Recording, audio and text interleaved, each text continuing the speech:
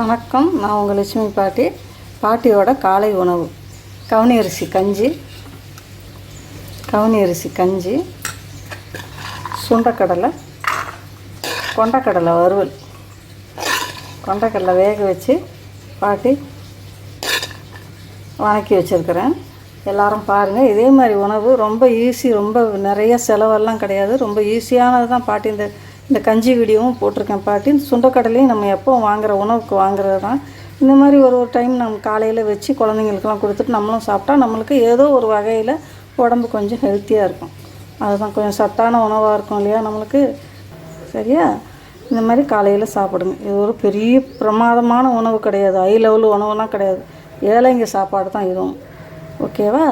இந்த சாப்பாடு எல்லோரும் பயன்படுத்தணும்னு பாட்டியோட ஆசை. எல்லோரும் சீக்கிரமாகவும் செஞ்சிடலாம், ஒன்றும் கஷ்டம் கிடையாது. சுண்டக்கடலை நைட்டு ஊற வச்சோம்னா காலையில் வேக வச்சிடலாம். கவுனி அரிசி மிக்சியில் போட்டு 1-2 அரிசி போட்ட நுணுக்கி கஞ்சி வச்சிட்டிங்கன்னா, விசிலில் 3 விசில் விட்டிங்கன்னா அது கஞ்சி ஆயிடுச்சு.